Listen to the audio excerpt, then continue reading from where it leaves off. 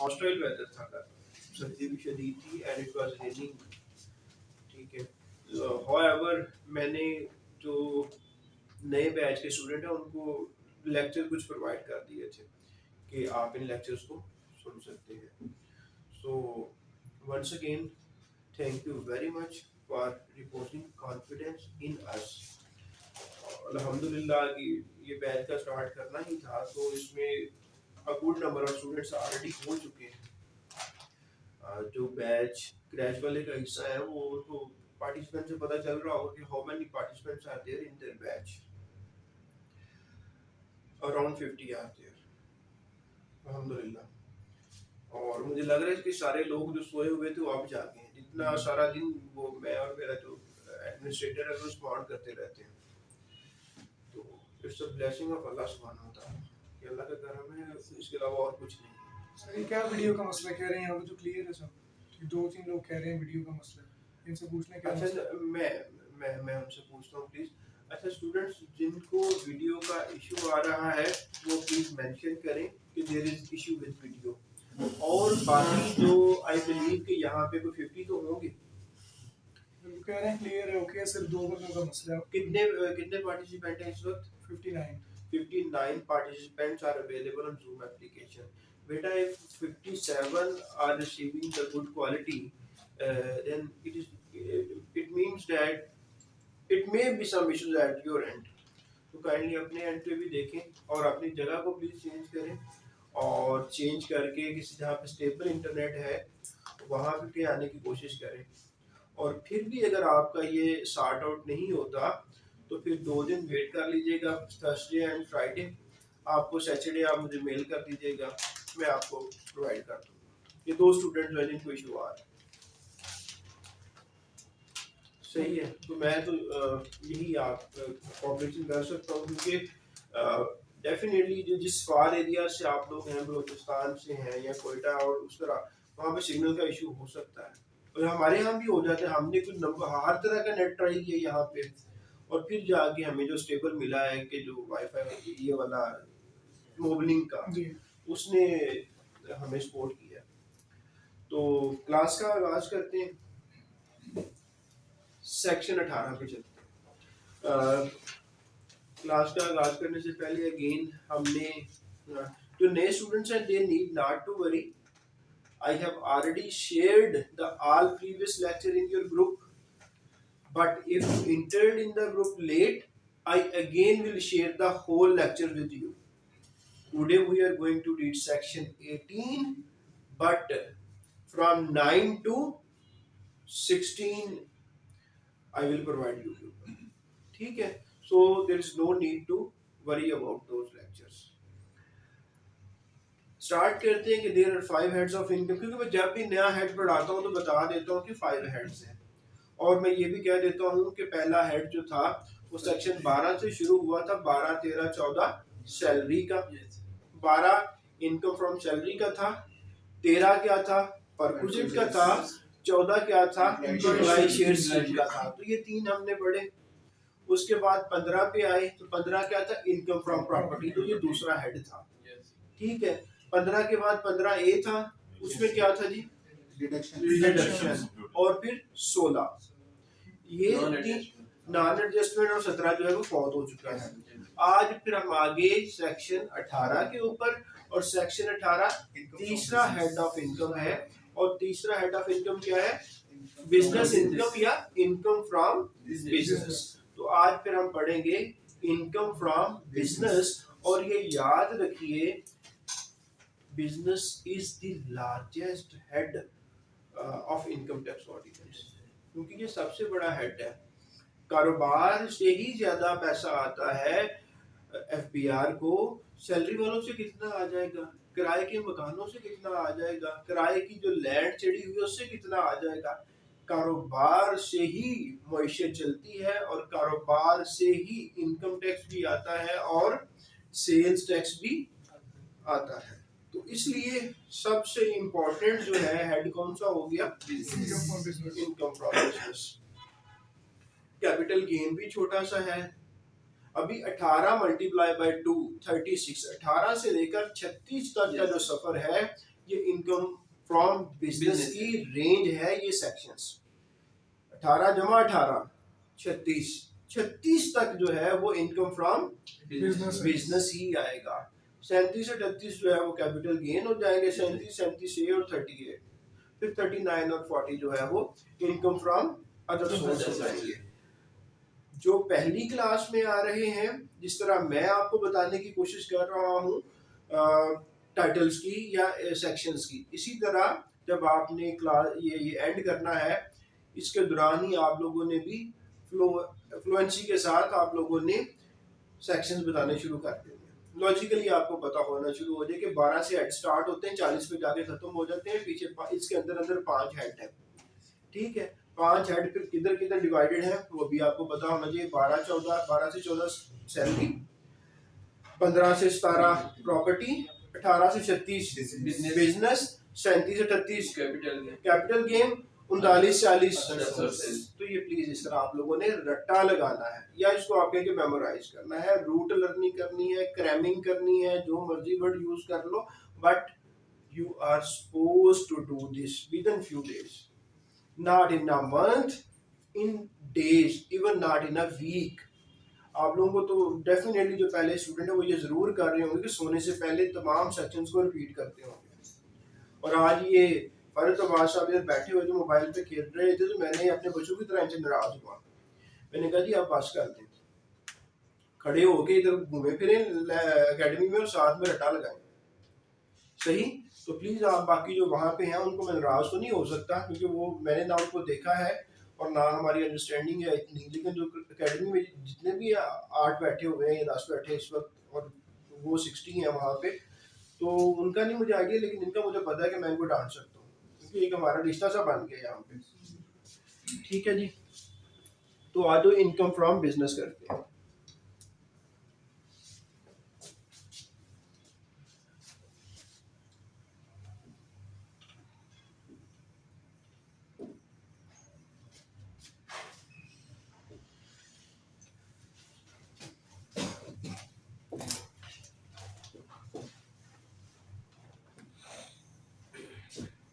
Section 18।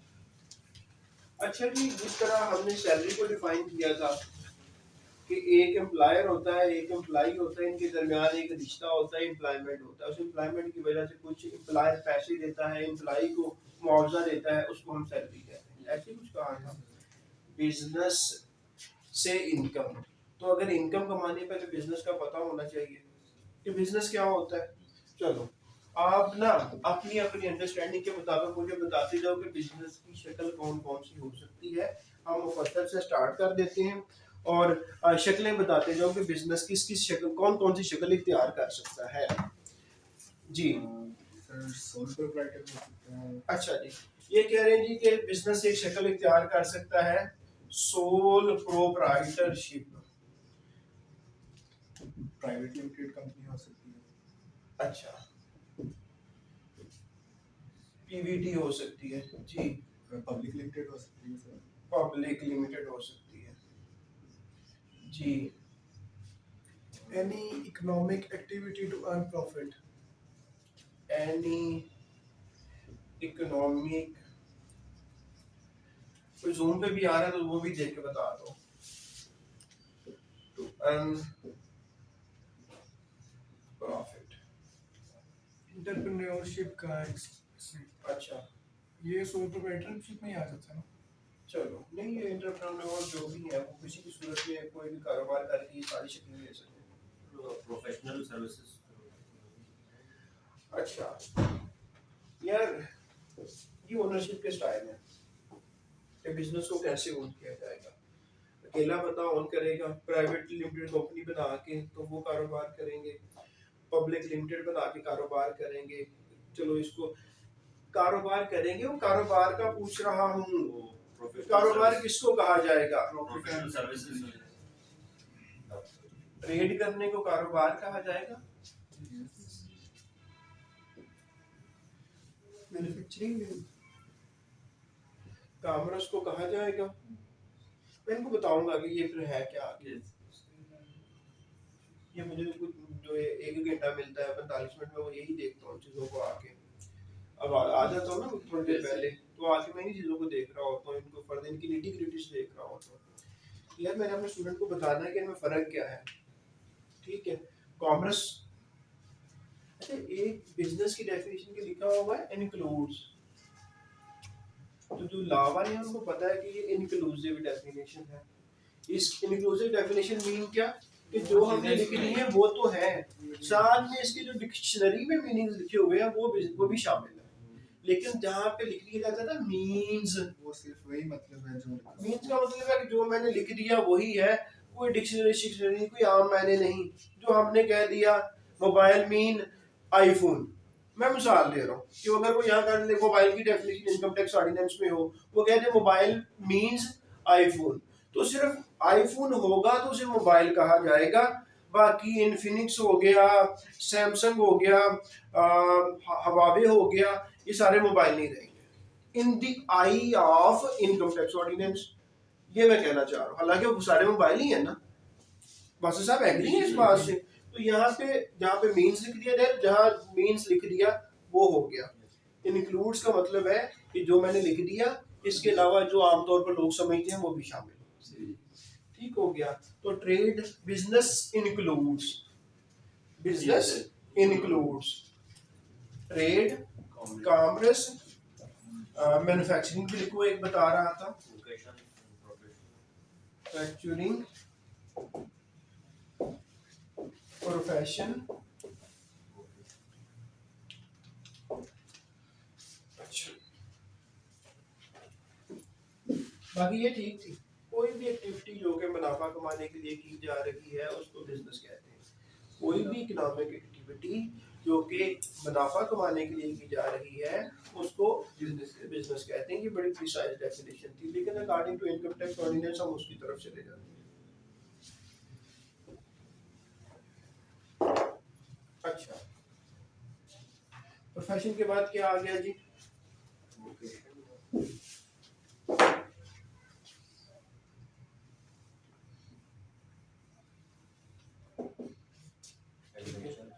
और क्या? Adventure.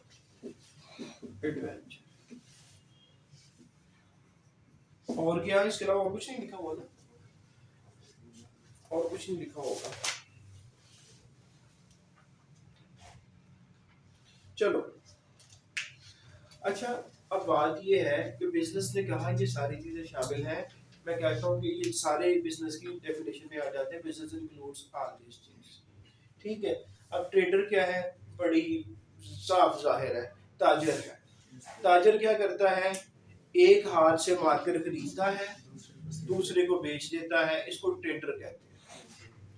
जो जिस तरह खरीदता है, जिस तरह ये खरीदा उसी तरह बेच दिया, क्या है ये? ट्रेडर है।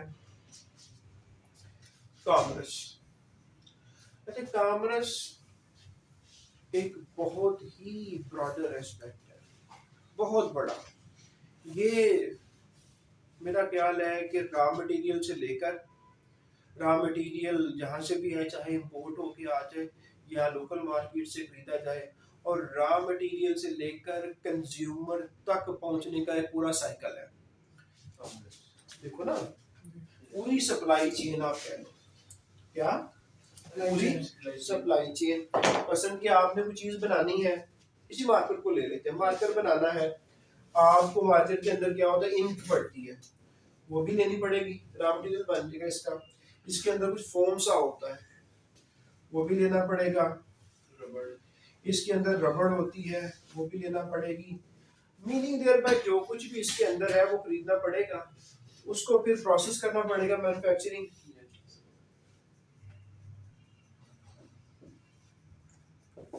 ये करके फिर आपको होलसेलर को देना पड़ेगा, ठीक है। मीन ये ट्रेडर ही होगा ना, वो एक साइड से लेगा दूसरे को भेज देगा, फिर ये रिटेलर के पास जाएगा, रिटेलर से घूम के कहाँ चला जाएगा? कंज्यूमर के पास जाएगा।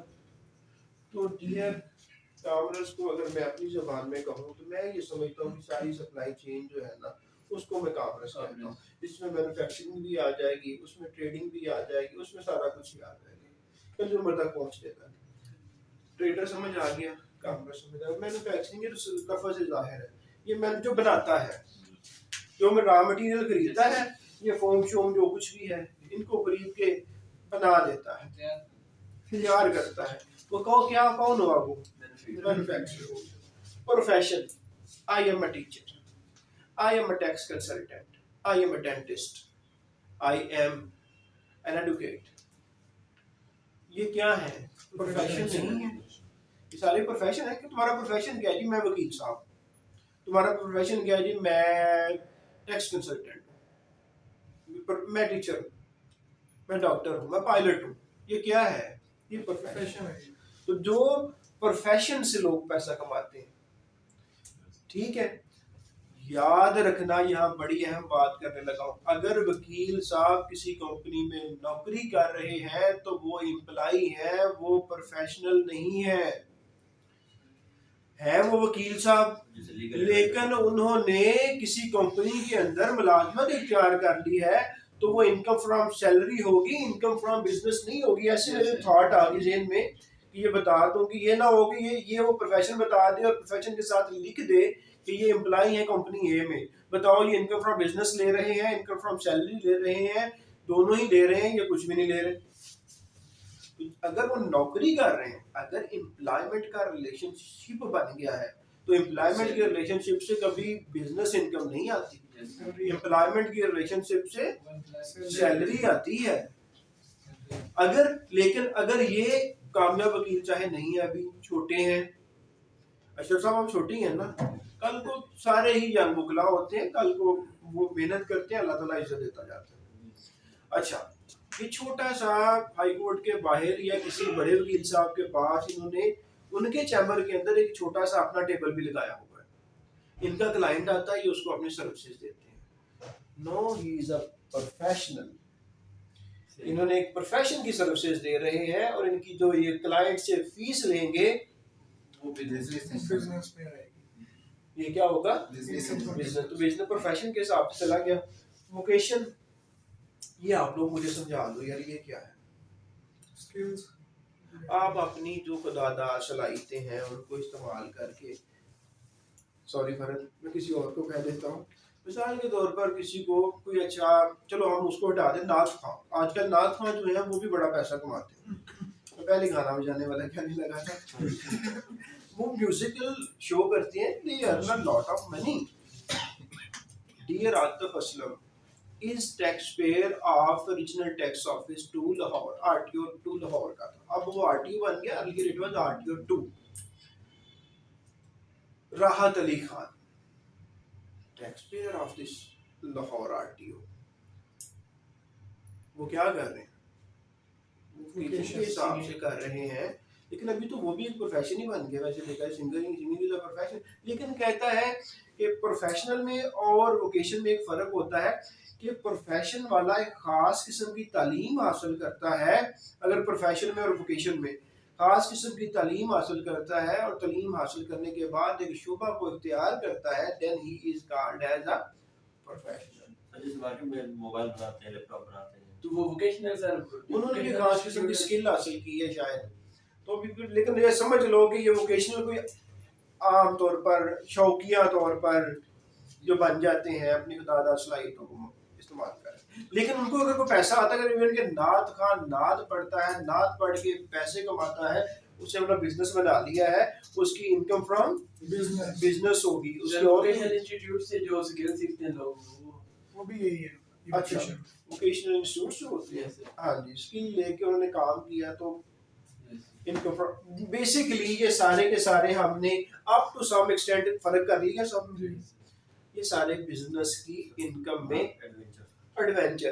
कहता है कि कोई मुहिम उसकी नेचर ट्रेड जैसी है या उसकी शक्ल जो है वो, उसकी फितरत जो है वो ट्रेड से मिलती है, मैन्युफैक्चर से मिलती है, कॉमर्स से मिलती है, प्रोफेशन से मिलती है, वोकेशन से मिलती है, उसको भी मैं बिजनेस की इनकम ही कहूँगा, उसको बिजनेस कहूँगा। और बिजनेस से जो कमाई होगी वो क्या होगी? Income from. अगर कोई कंपनी से स्पॉन्सर करती है किसी शो में, नहीं, अब ठहर दो यार, अभी आगे चलने दो, ठीक है। ये कोई मुहिम इनसे मिलती जुलती हो, उसकी खसूसियात ट्रेड जैसी हो, उसकी खसूसियात कॉमर्स जैसी हो, मैन्युफैक्चरिंग जैसी हो, प्रोफेशन जैसी हो, वोकेशन जैसी हो, उसको भी क्या कहा जाएगा? बिजनेस तो बिजनेस का पता चल गया। अभी बिजनेस जब चलेगा, बिजनेस जब अपना काम करेगा, तो कमाई जो होगी उसको क्या कहा जाएगा? Income from business. अब जब कमाई होगी उसकी दो सूरत हाल बन सकती हैं। एक होगा कमाई टैक्सेबल और एक कमाई होगी एग्जेम्प्ट।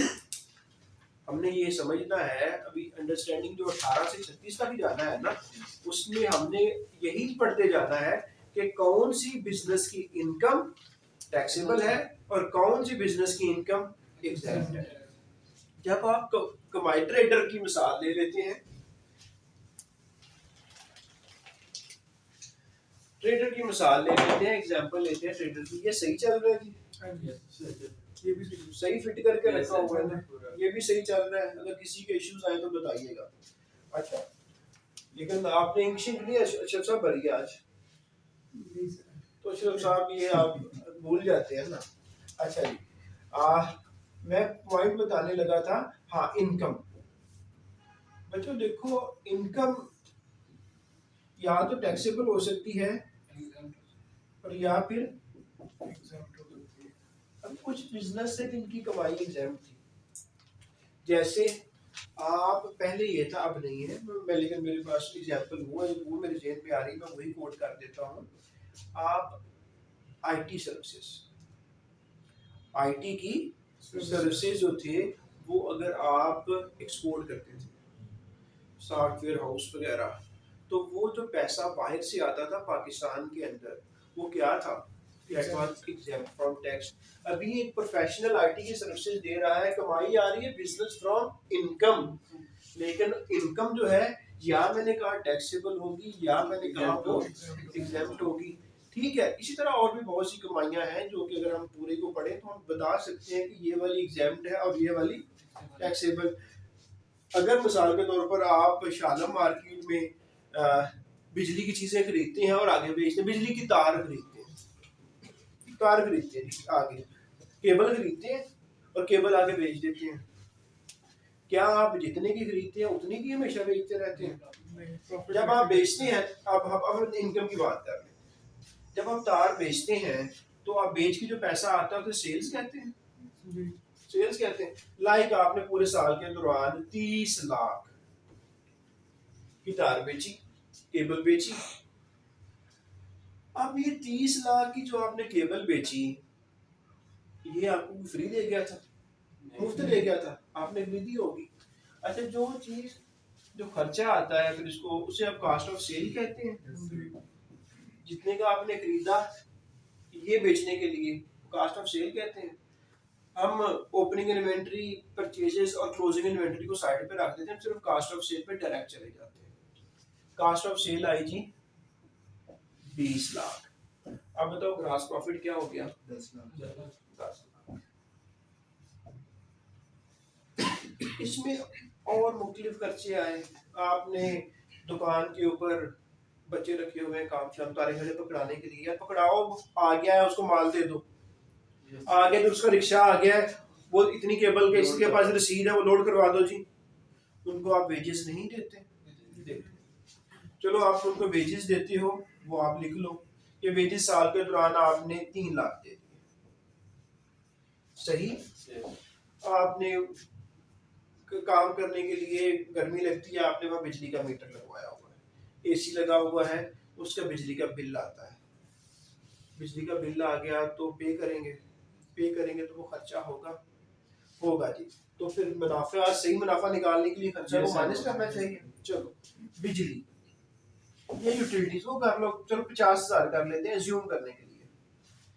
मैं सिर्फ एक बात पे लाना चाह रहा हूँ, उस पर आ जाता हूँ, इतनी सी मिसालें कर लेता हूँ और आगे नहीं चलता। कि 3,50,000 हो गए खर्चे, ग्रास प्रॉफिट कितना हो चुका? 6.5 लाख हमारा जो है ना वो नेट प्रॉफिट हो गया सारे खर्चे निकालने के बाद। अब बच्चों ये जो मैं खर्चे माइनस कर रहा हूँ, ये तो सेल करके पैसा आ गया, इसको हमने क्या कह दिया? इनकम। इसे क्या कह दिया? इनकम। और ये जो खर्चे हो रहे हैं इन्हें मैं क्या कहने लगा हूं? डिडक्शंस। मैं क्या कहने लगा हूं? Deductions. डिडक्शंस। तो ये है डिडक्शंस। डिडक्शंस। अब डिडक्शंस की दो सूरत हाल होंगी, या डिडक्शन अलाउ होंगी या डिडक्शन डिसअलाउ हो जाएंगे। डिडक्शन की क्या सूरत हाल हो सकती हैं? Allow Disallowed. या Not allowed. डिसअलाउड या नॉट अलाउड। दोनों वर्ड बड़े अच्छे हैं, हम नॉट अलाउड लिख लेते हैं क्योंकि एक ऑर्डिनेंस के अंदर नॉट अलाउड शायद ज्यादा बेहतर तरीके से लिखा हुआ है।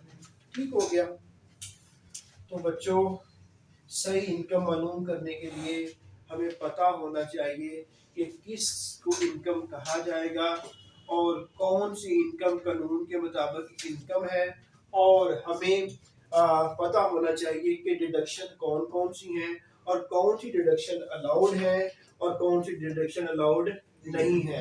अगर ये डिडक्शन अलाउड नहीं है तो उसके ऊपर कांटा लग जाएगा और आपका मुनाफा बढ़ जाएगा। 3 लाख अगर डिडक्शन अलाउड ना हुई तो आपका मुनाफा, आपका प्रॉफिट 6,50,000 रहेगा? नहीं, आपका प्रॉफिट क्या हो जाएगा? 9,50,000।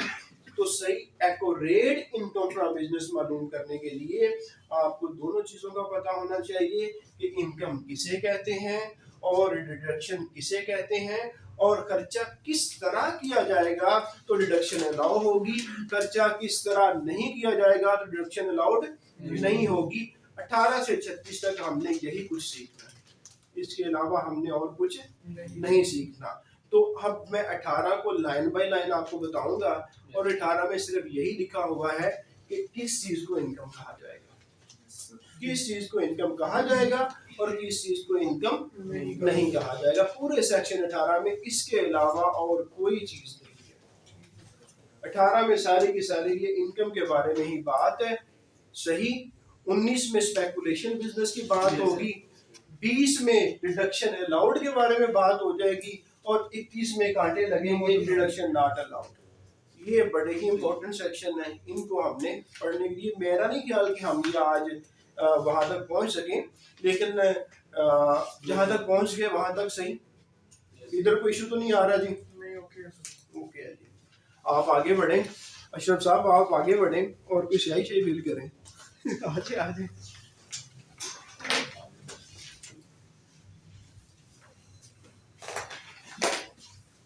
ये बहुत मुश्किल कॉन्सेप्ट है। I am trying to simplify this concept.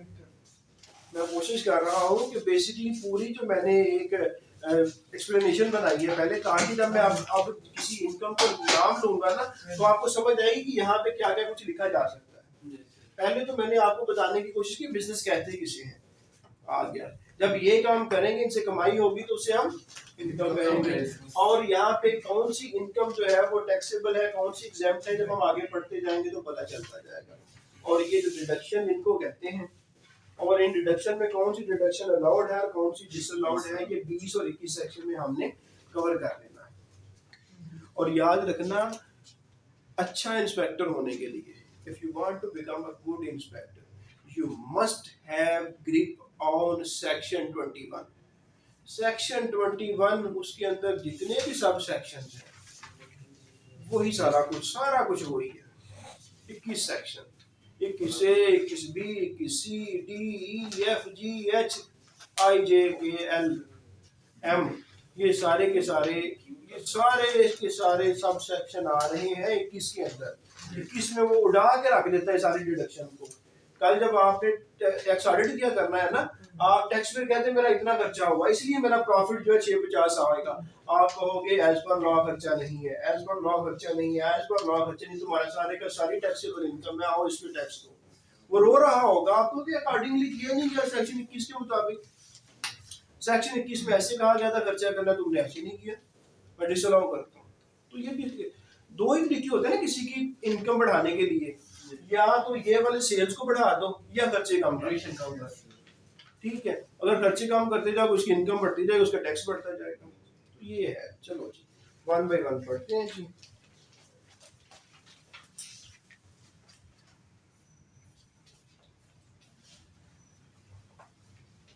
Sir इसकी स्लैब 4 लाख है।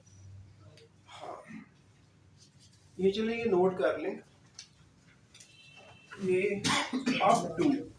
अप टू 400%, अप टू, मैंने टैक्स कार्ड भी इशू कर दिया, आपको शेयर कर दिया अपने ग्रुप में। आगे जी जिस याद रखो ये बात अपने जहन में कि जिस दिन पेपर देने जाना है टैक्स कार्ड को जाते जाते पढ़ लेना है।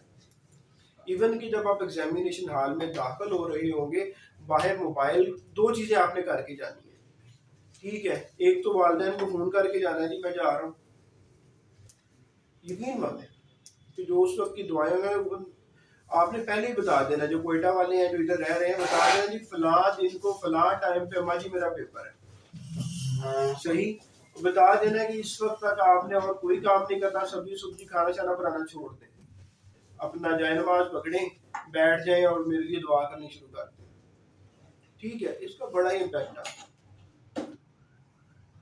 पेरेंट्स को गए वालिद। मेरा इवन कि जब मैं इंटरव्यू के रूम में दाखिल होने लगा था इंस्पेक्टर के, जहाँ तक मुझे याद पड़ता है मैंने वालिद साहब को कॉल की थी कि मैं अभी जाने लगा हूँ, अब दुआ बाकी काम छोड़ के ना बजी दुआ करें आप। इसका इतना असर होता है कि जो इंटरव्यूअर है ना उसके मुंह के अंदर अल्लाह ताला वो अल्फाज डाल देता है, वो चीज़ आपसे पूछवाता है जिसके ऊपर आपकी बड़ी ज़बरदस्त ग्रिप है। इंटरव्यूअर क्वेश्चन ही ऐसा करता है कि जिसमें आपकी बहुत ज़्यादा महारत है, तो वो पीछे से दुआएं आ रही होती हैं, एक कनेक्शन है ना, वो कनेक्शन इस्टेब्लिश हो जाता है। ये आप लोगों ने जरूर करना है, जब पेपर देने जाए उस वक्त भी और जब इंटरव्यू देने जाए उस वक्त भी। दूसरा, जाने से पहले पेपर में इंटरव्यू टाइटल जरूर पढ़ लेने हैं उधर खड़े होके, क्योंकि ये इतने बुरी चीज़ है कि मिक्स हो जाते हैं। आपने पूरी कोशिश करनी है मेमोराइज करके आखिरी वर्ड व्यू आई डालनी है उसके ऊपर, और फिर आपने ये टैक्स कार्ड को एक दफ़ा जाते जाते देख लेना, क्योंकि देखो ना परसेंटेज है कंपनी की कितनी परसेंटेज है, बिजनेस इनकम कहाँ तक एग्जाम्प्ट है, जो सैलरी की इनकम कहाँ तक एग्जाम्प्ट है जिसमें सैलरी नहीं लगती, टैक्स नहीं लगता, रेंट की इनकम 3 लाख तक हो तो कोई टैक्स नहीं है, सैलरी की 6 लाख तक हो तो कोई टैक्स नहीं है, बिजनेस अगर इंडिविजुअल और एओपी कर रहे हैं तो 4 लाख तक कोई टैक्स नहीं है, अगर कंपनी कर रही है तो टैक्स है ही है, कंपनी कर रही है तो टैक्स का रेट क्या है 29%, और अगर छोटी कंपनी जो स्मॉल कंपनी जिसे कहा जाता है वो कर रही है तो रेट क्या है 21%। ये देखो गलती 1-1% से होती है, उसने लिखा होना 21, 22, 23, 20, 21, 22, 23, उस वक्त मैंने कहना यार कौन सा है इनमें से, ठीक है। तो ये आपने ये सारी चीजें अभी भी प्रैक्टिस करते रहें और आखिरी दिन के लिए भी बचा के रखें, फिर अल्लाह का नाम लेके दूसरी पढ़ के चले जाना, सही। तो अगर आपके हाथ में बेहतर हुआ तो अल्लाह ताला ने कामयाब कर देना है, अगर ना बेहतर हुआ तो फिर नहीं होना, फिर अल्लाह ताला ने कुछ और आपके लिए बेहतर लिखा होगा, सही है ना। तो और मैं ये बता दूं inspectorship is not end of the world, सही है। ये आपके सामने खड़े हैं कि जो इंस्पेक्टर थे और अब इंस्पेक्टर नहीं है और कुछ वॉलंटियर छोड़ के हैं कुछ और बेहतर होने के लिए, लेकिन अगर आप निश्चित हैं, जब हम थे उस वक्त मैंने भी बड़ा नारा मारा था जब नाम आ गया था कि बहुत ऊंची आवाज में जैसे बड़ा खुश हो गए करता, मैंने भी वो किया था, आप लोग भी अल्लाह ताला करम करे आप लोग भी करें, और जब आप कुछ चीज़ें अचीव हो जाती है फिर बंदा बड़े गोल की तरफ आता है, ऐसे ही है ना। तो पिछले भी शुक्र अदा करना चाहिए, ये सारी बिगिनिंग जो है इंस्पेक्टर की वजह से हुई थी। अच्छा अब आज स्टार्ट करते हैं, ये आपको बताना बहुत ज़रूरी है, ये आपका वेस्ट ऑफ टाइम नहीं है, ये वो चीज़ें हैं जो प्रैक्टिकली करेंगे तो इनके बहुत दूरस्थ बेनिफिट आपको आएंगे। आप फर्क जाते हो इंटरव्यू देने के लिए, जब इंटरव्यू रूम में जाते पहले वाले को फोन करते भी मैं जाने लगा अंदर, पहले 1-2 दिन बताते हैं, उस टाइम नहीं, तो उस टाइम करके जाना है कि आप छोड़ देगा, क्योंकि जब इंटरव्यू होता है वो कहते हैं सुबह आ जाना, यही कहते हैं कि आप लोगों ने 10 बजे तक या 9 बजे पहुंच जाना है, इंटरव्यू हो सकता है आपका 1:30 बजे स्टार्ट, उस वक्त वाले साहब होता है पट्टे बढ़ रहे हो, ऐसे होते हैं ना हमारे गाँव में, और क्या होता है, ठीक है वो इस तरह के रेगुलर काम है ना, और क्या काम है, ठीक है जी। तो आपने कहना कि उन छाड़ दो बात फिर हो जाएंगे, तुम आ जाओ मसले थे, ठीक है जी। चलो ये जरूर करना है, इसका बड़ा बेनिफिट होगा। भाई आप लोग हंस रहे हैं, हम लोग जो गाँव वाले हैं हमारे बुजुर्ग ये दादा ये सही यही काम करते रहे, उनको और क्या आता था। आप लोगों के बलोचिस्तान वाले वो पता नहीं कि उनका क्या कारोबार है, ये जो पंजाब है, सेंट्रल पंजाब है, एक दो पीढ़ियां पीछे हमारे ये काम करते थे बुजुर्ग, और कोई उनका प्रोफेशन नहीं था, एग्रीकल्चर। अभी भी कर रहे हैं, वाले साहब नहीं कर रहे तो ताया चाची कर रहे हैं, सारे कर रहे हैं। अच्छा लो जी,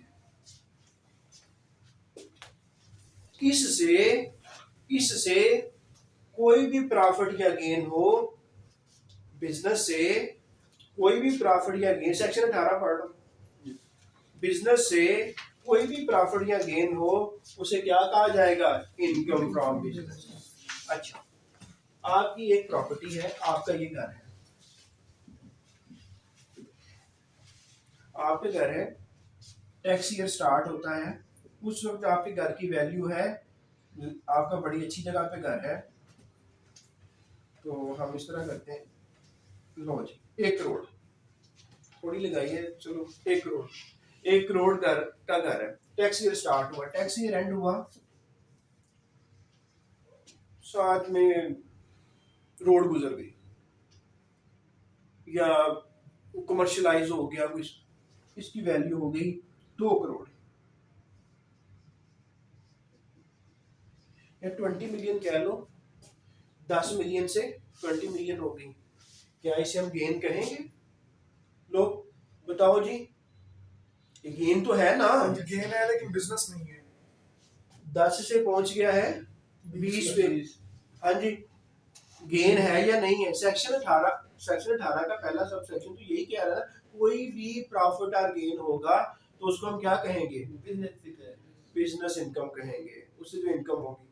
और बच्चों ये रीवैल्यूएशन गेन है, ये गेन ऐसा है कि घर बेचा नहीं है, घर की वैल्यू में इजाफा हुआ है, इजाफा जितना भी होता रहे इसकी वैल्यू भी यहाँ भी रहनी है ना, इसे कहते हैं revaluation gain, revaluation gain. Profit तब होगा जब बेचेगा, और इसका प्रोफेशन ही प्रॉपर्टियां खरीदना और बेचना है। अगर तुम एक आम आदमी हो, घर खरीदते हो, साल रहते हो, बेच देते हो, कैपिटल गेन होगा, उसके लिए सेक्शन 37 में जाना पड़ेगा, ठीक है। लेकिन अगर तुम प्रॉपर्टी डीलर हो, तुम्हारा काम है घर खरीदना और बेचना, फिर तुम्हें कमाई होती है इसी के ऊपर, तो फिर income from business, it's your profession.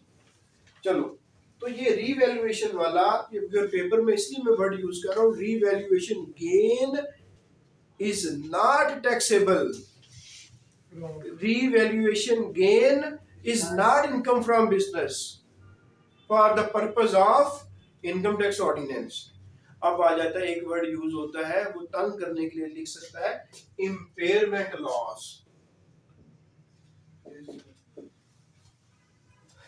Impairment loss. अब आप जब देखेंगे वकील साहब, I am not an accountant, I am not familiarized with the word impairment। ये impairment होता क्या है, मुझे तो इसका नहीं पता, तो मैंने इसकी टैक्सेबिलिटी का क्या बताना है?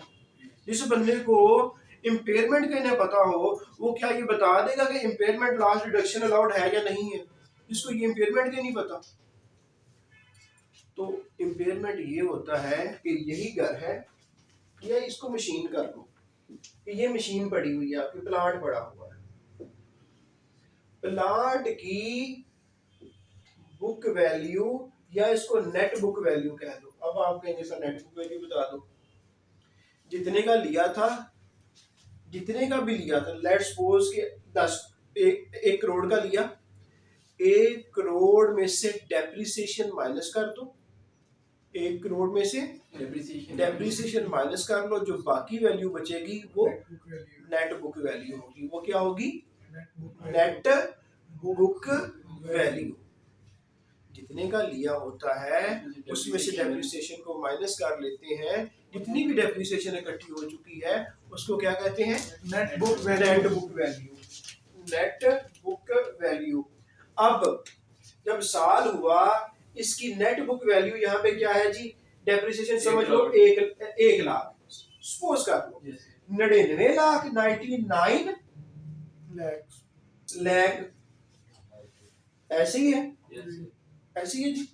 अच्छा 99 लाख है जी, 99 ज्यादा हो गया है। मैं भी यही कह रहा था कि ऐसे कर ले, जैसे आप ये 9.9 मिलियन, ठीक है, 99 लाख पे हो गया है। ये आपको इतने का टैक्स ईयर के एंड पे इतनी आपको इसकी नेट बुक वैल्यू है। मार्केट में जाते हैं कहते हैं तुम्हारा तो तुमने तो दाल लगवा लिया या हालात खराब आ गए, कोरोना हो गया, इसकी वैल्यू तो सिर्फ और सिर्फ 5 मिलियन। कितनी है? 5 वहां पे फायदा हुआ था तो रिवैल्यूएशन गेन, यहाँ पे एक्चुअल वैल्यू कम हो गई है नेट बुक वैल्यू से, तो इसे क्या कहेंगे? Impairment loss. कि आपकी जो मशीन है वो इम्पेयर हो गई है, अपनी कदर से कम हो गई है, इसे क्या कहते हैं? इम्पेयरमेंट। तो याद रखना कि इम्पेयरमेंट लॉस और रिवैल्यूएशन गेन, इनकी कोई ट्रीटमेंट नहीं है, इनको कंसीडर ही नहीं करना हमने, ना इम्पेयरमेंट लॉस को किसी साइड पे कंसीडर करना है, ना जो रिवैल्यूएशन गेन को किसी तरह का कंसीडर करना है। ओके, आगे चलो। इन दोनों पे टैक्स नहीं लगेगा, नहीं लगेगा। कंसीडर ही नहीं करना। कंसीडर नहीं करना का मतलब क्या होता है? इग्नोर कर दो उसे, उसको भूल जाओ, उसको ख्याल ही ना रखो। जब उसका हमने ख्याल नहीं रखना, किसी कागज में किसी पंजाबी में क्या कहते हैं यार, किसी बंदे को इग्नोर करना हो, किसी खाते में ना डालना, खाते हाँ मिट्टी पाओ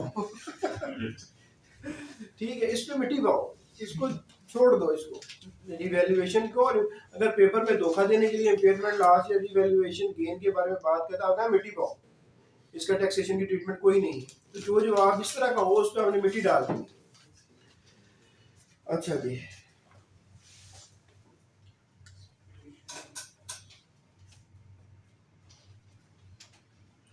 कहता है कि एक एसोसिएशन है, जैसे देखो हमारी आईसीएमए एक एसोसिएशन है, हमने आईसीएमए क्वालिफाई कर लिए, जी कर लिया, जिसने सीए कर लिया, उस बंदे ने टिल डेथ आईसीएमए को पैसे देते रहना, एनुअल सब्सक्रिप्शन फी। जिसने सीए कर लिया उसने आई कैप को, institute of chartered accountants of Pakistan को एनुअली पैसे देते रहना। जिसने पिफा कर लिया, Pakistan institute of public finance accountants जो है, उसने हर साल अपने अदारे को पैसे देते रहना। ये हम देते हैं जी, प्राइवेट पब्लिक और ये गवर्नमेंट के नॉमिनीज भी होते हैं और खुद भी हमारे आईसीएमए भी होते हैं। अच्छा, अब बात यहाँ पे ये आने लगी है कि एसोसिएशन, ये हमारी एसोसिएशन है साथ, अगर ये एसोसिएशन अपने मेंबर्स को कुछ सर्विसेज प्रोवाइड करके पैसा कमा लेती है, अगर ये एसोसिएशन अपने मेंबर को कुछ चीजें बेच के कुछ पैसा कमा लेती है, तो इस एसोसिएशन ने जो इनकम कमाई, इनकम फ्रॉम बिजनेस होगी, इनकम फ्रॉम बिजनेस होगी। याद रखिएगा कि अगर कोई एसोसिएशन जो है वो मेंबर्स को कोई गुड्स प्रोवाइड करके, सर्विसेज प्रोवाइड करके अगर कोई पैसा कमा लेती है, तो वो इनकम फ्रॉम बिजनेस होगी, अनटिल अनलेस ये अपने आप को, अपनी इनकम को 100C के अंदर जाके, वो हमारे सिलेबस में नहीं है, कमिश्नर एफडीआर को जाके दरख्वास्त दे के अपनी इनकम को एक्सेप्ट ना करवा ले। लेकिन एक्सेप्ट भी हो जाए, लेकिन इनकम फ्रॉम बिजनेस तो मैंने कहा था ना, चाहे एक्सेप्ट है चाहे टैक्सेबल है। बिजनेस है। अच्छा, एक और बड़ी जरूरी बात करने लगा, बिजनेस का रिलेशनशिप है मेरा, सर जाहिद का और मुफस्सर का, आपस में बिजनेस रिलेशनशिप है हमारा। अच्छा, इस बिजनेस रिलेशनशिप की वजह से, चाहे ये हमारा मौजूदा वक्त का है, हमारा माजी का रिलेशनशिप है, या हमारा रिलेशनशिप आने वाले दिनों में होने लगा है बिजनेस का, इसकी वजह से मुफस्सर मुझसे कोई भी बेनिफिट लेता है, मुझसे कोई भी बेनिफिट लेता है, तो उस फायदे को क्या कहा जाएगा? अब कहोगे मिसाल, अब जी मुफस्सर साहब, मैं हूं अस्करी बैंक, आप हैं अस्करी बैंक के क्लाइंट, आप अस्करी बैंक के पास उधार लेने के लिए आ जाते हैं। माजी की बात है 2015 में। अच्छा, 2015 में आप मुझसे आए, मैंने आपको लोन दे दिया अस्करी बैंक ने, आपने उसको इस्तेमाल किया। अस्करी बैंक को आप पैसे नहीं दे सके, कुछ रह गए थे। अस्करी बैंक ने आपको पैसे छोड़ दिए जी पैसे कि ठीक है ना दो यार, तुम्हारा बड़ा पुराना हमारा रिलेशनशिप है, इतने से पैसे रह गए, छोड़ दिए। बेनिफिट मिला, पैसों की सूरत में मिल गया। किस वजह से मिला? क्योंकि अस्करी का और मुफस्सर का बिजनेस रिलेशनशिप है, चाहे वो मौजूदा वक्त का है, वो माजी का है या आने वाले दिनों का है। आपको जो बेनिफिट मिला, उस बेनिफिट का अगर पैसों में है तो वो तो सीधा सीधा आप इनकम फ्रॉम बिजनेस में ले जाओगे। अगर कोई ऐसी और चीज है जिसका फायदा मिला तो उसकी fair market value, FMV, fair market value of debt फायदा, ठीक है जी, वो आपकी क्या हो जाएगी? तो बस ये याद रखिएगा कि अगर बिजनेस रिलेशनशिप की वजह से either past, present or future, if a person gets benefit, then fair market value of that benefit will be added in the income from business. Clear? Yes, sir.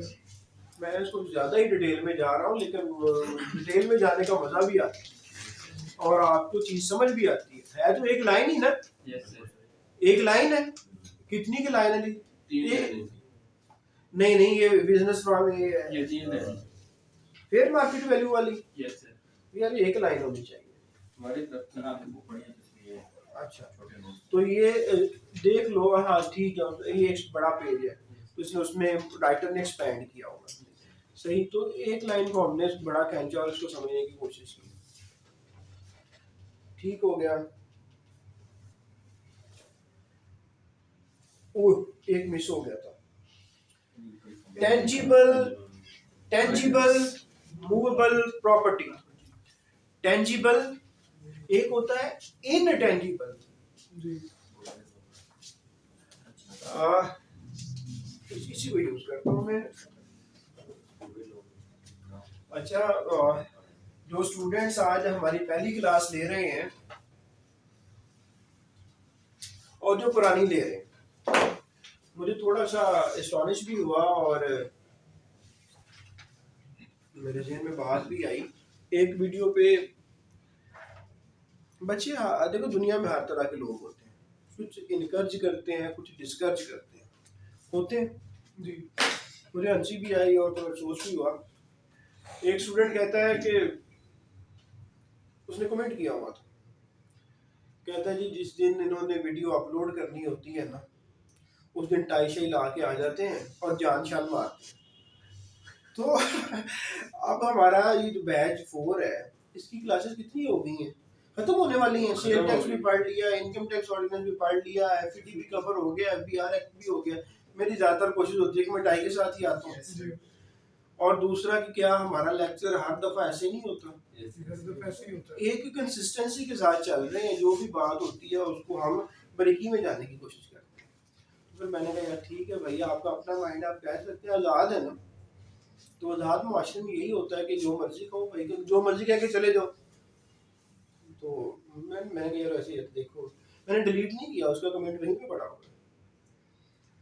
ये आपका बड़ापन है। ये आपका बड़ापन है, आपने डिलीट नहीं किया। डिलीट कर भी मैंने कहा सकते ठीक थे। है यार, पढ़ा रहे। उससे पहले आप बिलीव करें, मैं यूट्यूब पे मेरे पास वाकई लिटरली टाइम नहीं होता। इससे पहले मेरे पास बड़ा टाइम होता था, और इवन कि मैं जब ट्रेन पे घर जाया करता था ना, यकीन माने उस वक्त भी, आज से मैं 3-4 साल पहले की बात कर रहा हूँ, कि ये जो ट्रेन पे घर जाते हुए टाइम को यूटिलाइज किया करता था, प्लेटफॉर्म पे बैठ के भी मैं ये टेक्स्ट की बुक ही पढ़ा करता था। ये आपको कॉन्सेप्ट ऐसे क्लियर नहीं होते। और ये नीचे वहीद बुक हाउस है, कभी जाते इससे पूछ लेना कि पढ़ाना तो टेक्स्ट मैंने अभी शुरू किया है, कि मैं 7-8 राइटर हैं, 7-8 राइटर हैं। साल खत्म होता है, टैक्स ईयर नया स्टार्ट होता है, मैं आगे से किताबें ले जाता हूँ। और मुझसे ये हंसा करता था, तुम्हारा टैक्स का पेपर 2013 में पास हो गया है, अब क्या करते हो? पढ़ाते तुम कुछ और चीज़ हो, किताबें टैक्स की ले जाते हो। नहीं कि तो मेरे जो लाहौर वाले किसी ने मेरे घर आ जाना देख लेना, हर साल की हर राइटर की बुक पढ़ी हुई है। तो एक बंदे को शौक होता है, तो इस शौक ने अल्हम्दुलिल्लाह रिवार्ड भी बड़ा दिए, थोड़ा रिवार्ड नहीं मिला अल्हम्दुलिल्लाह। चले एक आध बंदा उस तरह का भी है, लेकिन हज़ारों आप तरह के स्टूडेंट भी हैं। ठीक है जी। तो मैं वो बड़ा हैरान हूँ। मैंने कहा यार, जब मैंने शुरू में अपलोड करने शुरू किए तो उस वक्त लिटरली मेरे बच्चे बताते थे कि कोई और आके उसमें कमेंट कर जाता था ना कि मैं कमेंट कर रहा हूँ, मेरा बार बार कमेंट डिलीट किया जा रहा है। मैंने कहा मेरे पास तो टाइम नहीं तुम्हारा कमेंट डिलीट करने का। उसके 3-4 कमेंट इस तरह आ गए तो लोगों ने खुद समझना शुरू कर दिया कि 4 तो तुम्हारे ऊपर पड़े हुए, वो नहीं डिलीट हुए अभी तक, कि तुम्हारा कमेंट किसी ने क्यों डिलीट करना है। तो एनी हो, आगे ये बात मेरे जेन में टेंजिबल इनटेंजिबल वाली आ गई। टेंजिबल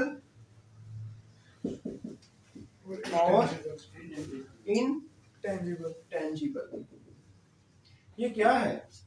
सिंपल बात जी, इस बोर्ड को मैं छू सकता हूँ, ये टेंजिबल है। जिसको मैं इधर कुछ नहीं महसूस हो रहा, छू नहीं पा रहा, वो क्या है? इनटेंजिबल। इनटेंजिबल है। जो एग्जिस्ट करती है चीज, जिसको छुआ जा सकता है वो टेंजिबल है, जिसको छुआ नहीं जा सकता वो इनटेंजिबल है। तो ये याद रखिएगा। फरोज साहब पता था पहले टेंजिबल और इनटेंजिबल का? अल्हम्दुलिल्लाह। अब लाके कमेंट वाला बंदा इंटेंजिबल तो वो अल्लाह ताला ने हर देखिए, मैं तो शुरू में हम लोगों ने बड़ा बर्दाश्त किया है, और हमने ये आप लोगों की तजुर्बे ने सजेस्ट किया और हम इस लेवल पे पहुंचे कि पॉलिश हुए कि आप लोग आए, इवन कि आप लोगों ने ट्रैवल किया कोयटा से। तो कोई छोटी बात नहीं है, ये अल्लाह का बड़ा खास करम है, लोग आते हैं।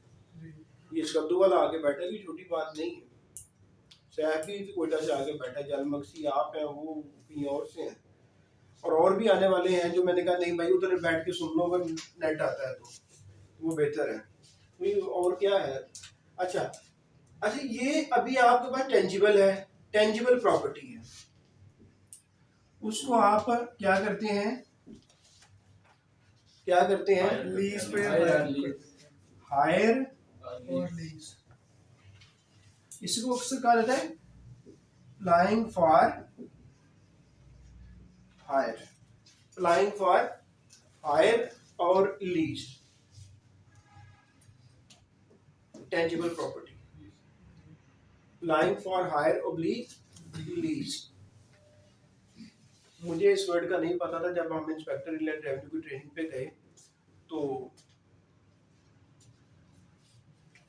वहाँ पे कमिश्नर रिटायर्ड हैं नदीम साहब, वो पढ़ाने आते हैं। शायद मेरा नाम शायद सही तो नहीं दे पाया, कुछ और नाम है, तो जो है वो आते हैं पढ़ाने के लिए। अगर आप में से कोई जाए तो लाहौर वो भी पढ़ाने आएंगे। तो याद रखिएगा, पर्सन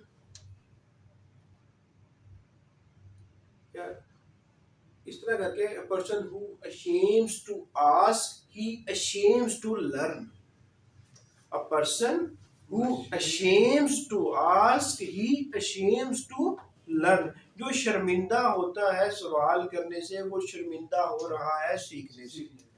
ठीक है, तो मैंने ये पूछ लिया, उन्होंने थोड़ा सा, चाहे उनका स्टाइल बड़ा अच्छा है, लेकिन मुझे ऐसे लगा जैसे तंजिया करके बताया।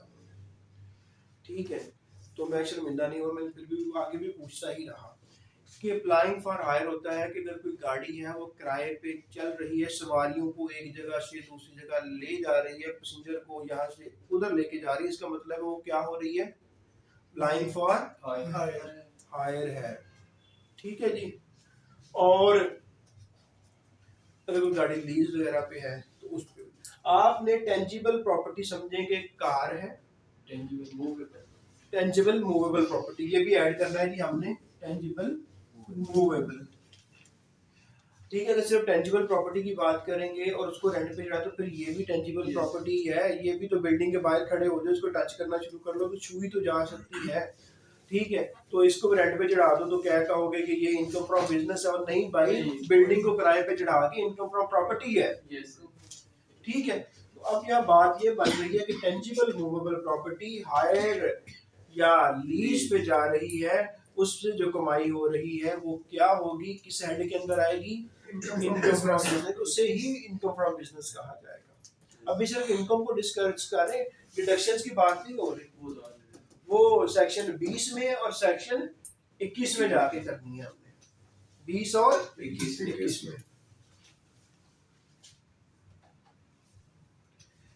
एक मैनेजमेंट कंपनी है, वो एक फी अर्न करती है मैनेजमेंट की सर्विसेज प्रोवाइड करने के लिए, तो उसकी कमाई जो वो क्या होगी, इनकम फ्रॉम बिजनेस। बस इसको यहीं तक समझ लें कि मैनेजमेंट कंपनी फी लेती है मैनेजमेंट प्रोवाइड करने के लिए, तो क्या होगा। और मैनेजमेंट क्या होता है, अगर आपसे पेपर में पूछ लिया कि मैनेजमेंट क्या है, जी मैनेजमेंट अगर रिसोर्सेज का सही इस्तेमाल। एग्जैक्टली जी, क्या बात है, optimal utilization of the resources to accomplish the objective of the organization, it is called management। कि मैनेजमेंट के रिसोर्सेज का ऑप्टिमल मैक्सिमम अच्छे तरीके से, सिर्फ रिसोर्सेज को इस्तेमाल नहीं करना, ज़ाया नहीं कर देना, ऑप्टिमल यूटिलाइजेशन, जहां तक उसकी बेहतर यूटिलाइजेशन हो सकती है रिसोर्सेज की, चाहे वो रिसोर्सेज आपके कुछ इंसान भी रिसोर्सेज हैं और आपके बाकी एसेट्स भी रिसोर्सेज हैं, उनका ऑप्टिमल यूटिलाइजेशन करना ताकि ताकि जो अदारे का ऑब्जेक्टिव है उसको हासिल किया जा सके, इसी को तो मैनेजमेंट कहते हैं। क्या इसके अलावा कोई और मैनेजमेंट होती है? मैनेजमेंट आपके ऊपर बैठी है, आप नीचे रिसोर्सेज हैं, इसका ही वो ऑप्टिमल यूटिलाइजेशन कर रही होती है। और ऑर्गेनाइजेशन का ऑब्जेक्टिव क्या होता है? मुनाफा कमाना, प्रॉफिट अर्न करना। कभी किसी ऐसी ऑर्गेनाइजेशन का ये मकसद होता है लॉस कमाना? जितने भी कमर्शियल अदारे हैं वो किस लिए हैं? प्रॉफिट अर्न करना। असली बैंक क्यों है? प्रॉफिट कमाना चाहता है ना। तो यही है कि मैनेजमेंट क्या है? ऑप्टिमल यूटिलाइजेशन ऑफ रिसोर्सेज, ताकि ऑब्जेक्टिव को हासिल किया जा सके, इसी को मैनेजमेंट कहते हैं। कहीं पे भी ये डेफिनेशन आप बता सकते हैं, आपको मैनेजमेंट के बारे में पूछा जाए तो सादा जुबान में भी बता सकते हैं कि बेहतरीन तरीके से रिसोर्सेज का इस्तेमाल करना ताकि मैक्सिमम प्रॉफिट हो, कि अदारे के मकसद को हासिल किया जा सके, उसे मैनेजमेंट कहते हैं। अच्छा,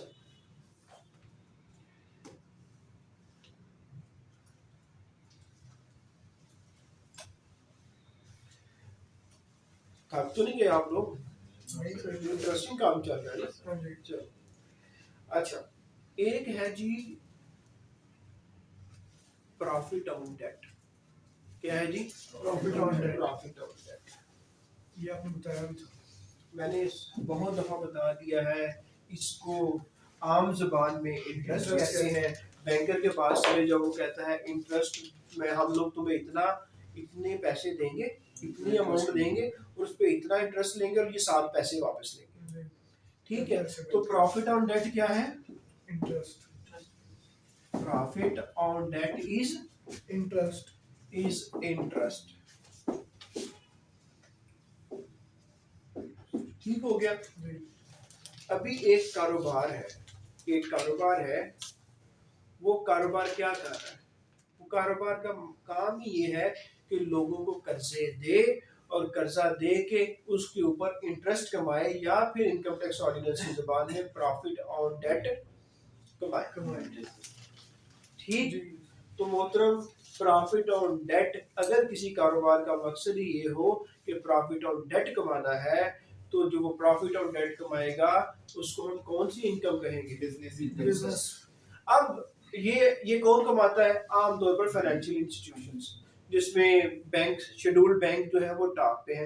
बैंकिंग, अब देखना, वो पूछ सकता है बैंकिंग कंपनीज आर, या banking company is regulated under which law of Pakistan?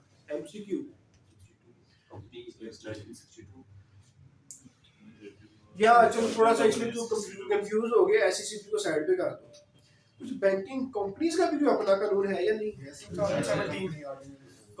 Banking companies ordinance 1984। वो बैंकिंग ऑर्डिनेंस 62। क्या है? 62। ये 62 कह रहा है, मैंने कहा बैंकिंग ऑर्डिनेंस 62 है। और आप कौन सा बता रहे हो? मैं कंपनीज ऑर्डिनेंस 1984 बता रहा आप उसको छोड़ दो. We are talking about banking companies ordinance, and banking companies ordinance is 1962. You must be familiar with the important commercial laws applicable in Pakistan, like banking companies ordinance, like customs act, like SCCP act, like companies act. In acts के आपको year और इनके title पता होने चाहिए. At present juncture इस वक्त में companies act 2017 is in force in Pakistan. इस वक्त वो काम कर रहा है. Companies ordinance 1984 is obsolete now. Currently in force is companies act 2017, Customs Act 1969, Banking Companies Ordinance 1962, SCCP Act 68. इसको वेरीफाई कीजिएगा. आई थिंक 1999, शायद 2000 ना हो या 98 ना हो, लेकिन वेरीफाई कीजिएगा. You must be familiar with the major acts of Pakistan. जो 1997 है. हाँ 1997 है. 1997, 1997. ये आप लोगों ने अशरफ साहब, we want to get a single post of IAR. हम सब ने मकसद एक ही है कि किस तरह इंस्पेक्टर IAR की हर एक ने एक पोस्ट हासिल करनी है. ठीक है जी. और अब भी अगर आप में से कोई 5 घंटे नहीं पढ़ता ना तो वो ठीक नहीं है. He is not loyal with himself. वो अपने साथ ही लॉयल नहीं है. तो प्लीज बाकी चीजों को एक महीने के लिए साइड पे छोड़ दें. Today is 20th and expected exam is going to start on which date? 21st. This month is of 31st days. 31 दिन है. 11 this 20 of next month. You have 31 days at least. Maximum we can't speculate. फिर आगे ना चला जाए. But at least we have how many days? 31 days. तो ये 31 दिन तो जाग लो. 31 दिन तो समझ लो कि हमने कोई ऐसा काम शुरू कर दिया है कि हमने बस हमें we have only one mission, and that is to pass the exam of Inspector Inland Revenue and a very short syllabus. एक लफ्ज भी नहीं पढ़ा हुआ ना अभी तक. मेरे वर्ड नोट कर लो. एक वर्ड भी नहीं पढ़ा हुआ ना अभी तक. 31 दिन जान मार दो तुम सबसे आगे होंगे. अभी भी किसी ने अगर नहीं पढ़ा तो नहीं, कुछ भी नहीं आता ना, स्टार्ट कर दो कि मैंने 12 घंटे बैठ के पढ़ना है. 31 दिन 12 घंटे बैठ के पढ़ लो. और ये तो इनकम टैक्स ऑर्डिनेंस फिर आपने एक हफ्ते में कंप्लीट कर लेना. Income tax, sale tax. One more point, physical policy मैंने सेंड की है. A large number of students are saying that sir, we are not able to extract the files. Beta, please copy this file in your computer and then extract the files and then make your notes. You are going to face many questions regarding fiscal policy. ठीक है, उसको तैयार कर लो. फिर tax card का print कर निकाल के अपने पास रखो. ये सारे काम साथ साथ अब करते जाओ और एक फाइल अलहदा से बनाते जाओ और चीज़ों को नोट कर दिया करो कि मैंने किस किस चीज़ को रोजाना रिपीट करना है. कहीं लिख लिया करो. चलो आगे बढ़ते हैं. एटलीस्ट मैं कह रहा हूँ कि सेक्शन 18 तो पढ़ लूँ. ठीक है, लेकिन अगर आप लोगों ने इसको पढ़ लिया ना, इसको जैसे मैंने अभी पढ़ाया है और आपने इसकी प्लेन रीडिंग कर ली, आप वकील साहब आप किसी के साथ बैठ के ना, बड़ा तगड़ा वकील भी है, you can discuss about the business income. You can illustrate, you can exemplify कि sir I understand, according to my understanding profession is this, according to my understanding vocation is this, trade is this, manufacturing is this, commerce is this. तो what he will say about you. यार आजकल किसके साथ बैठ रहे हो आप? चीजें बेहतर होना शुरू हो गई, यकीन माने। बताएंगे जाहिद गुराया साहब के साथ। नहीं ये मैं यकीन माने मुकला में हमारे भाई जो है ना, मैं भी बाहर विजिट करता हूँ, ये भी करते होंगे, सारा दिन उधर ही रहते होंगे, पढ़ने की तरफ काम तवज्जो है मेरी सर हमारे मुकला भाई अच्छा। है कि नहीं है, सर सही कम तवज्जो है। तो अगर उनमें से कोई थोड़ा सा, मैं फिर वही कह देता हूँ कि one night man is king amongst the blinds, अंधों में काला राजा। हमें चार चीजें आज हम उसी को बार बार करते हैं, कितना ही होता है यार, है कि नहीं है? बिल्कुल सही कॉल सही है। हाँ कॉल आ रही। किसकी आ रही है? सर आपकी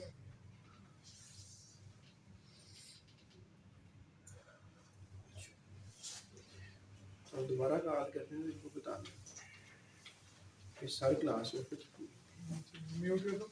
नहीं आप खुद बता देना, अभी अगर दोबारा कॉल आती है तो बता देना। मेरे मामू को पता चले कि हमारा भांजा जो है ना किसी जगह पे पहुंचा हुआ है। अच्छा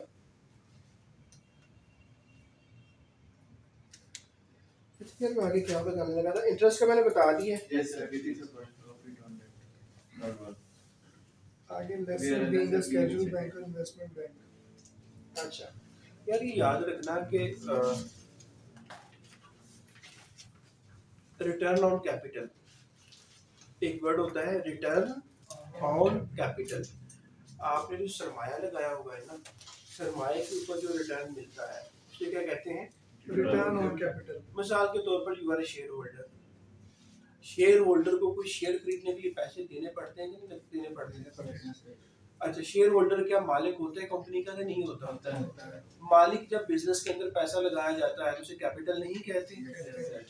जब कैपिटल पे वापस में कुछ पैसा मिलता है तो उसे रिटर्न ऑन कैपिटल नहीं कहा जाएगा। तो याद रखना profit on debt is not a return on capital.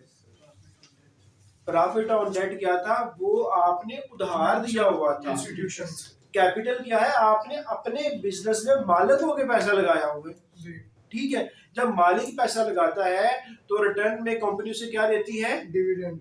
Dividend देती है, ना कि इंटरेस्ट मिलता है, ना कि प्रॉफिट ऑन डेट मिलता है। यस चलो तो फिर ये भी इनकम फ्रॉम बिजनेस है, कौन सा? ये जो रिटर्न ऑन कैपिटल है। नहीं ये आप जब ये आगे पढ़ोगे ना कि जो डिविडेंड्स वगैरह आते हैं वो कहाँ पे जाते हैं, ठीक है। अच्छा जी डेट का क्या मतलब है? कर्जा।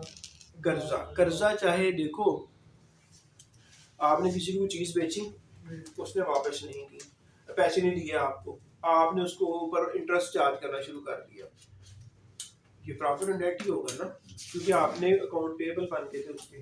फिर आपने वाकई कोई आपने उधार दे दिया उसे, कुछ प्रॉमिसरी नोट होते हैं, बिल ऑफ एक्सचेंज होते हैं, ये सारे के सारे डेट में आता है। याद रखिएगा बिल ऑफ एक्सचेंज भी आता है, प्रॉमिसरी नोट भी आता है, और आपने जो अगर किसी जो खरीदी हुई तो अकाउंट पेबल भी आपके डेट के अंदर ही आ जाते हैं। कहते हैं डेटर है मेरा, ठीक है।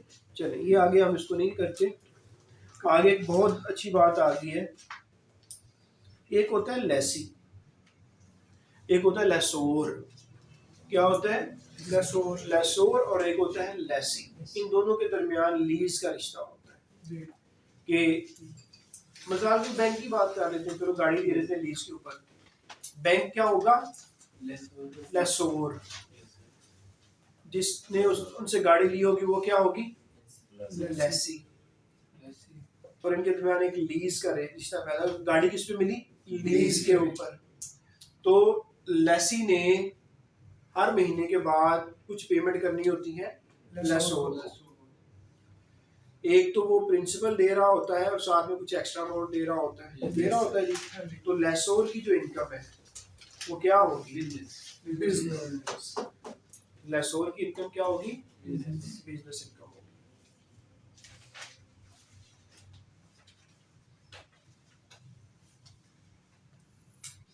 हाँ ये याद रखिएगा कि लेसोर का शेड्यूल बैंक या लीजिंग कंपनी होना जरूरी है। जो लेसोर इधर मैंने खड़ा किया था ना, उसकी बिजनेस इनकम के लिए उसका शेड्यूल बैंक, जितने भी बैंक जो है जो कि हमने कहा बैंकिंग कंपनीज ऑर्डिनेंस 1962 के थ्रू काम कर रहे हैं, वो क्या है? Scheduled bank. शेड्यूल्ड बैंक वो और लीजिंग कंपनीज, अगर ये गाड़ी लीज के ऊपर दे रहे हैं लेसी को और लेसी इनको पैसे दे रहा है, तो इनकी इनकम जो होगी फिर क्या होगी? Income from business.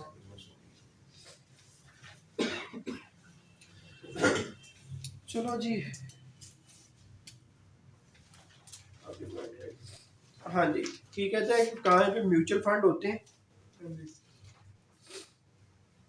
ठीक है, और म्यूचुअल फंड से, म्यूचुअल वेंचर कैपिटल से अगर अगर अगर कोई जो है अगर इनकम आ रही है, अभी तो मुख्तलिफ इन्होंने भी म्यूचुअल फंड बना लिए बैंक्स वगैरह ने भी, ठीक है, तो अगर वहां से अगर इनको इनकम आ रही है तो इनकी इनकम क्या होगी?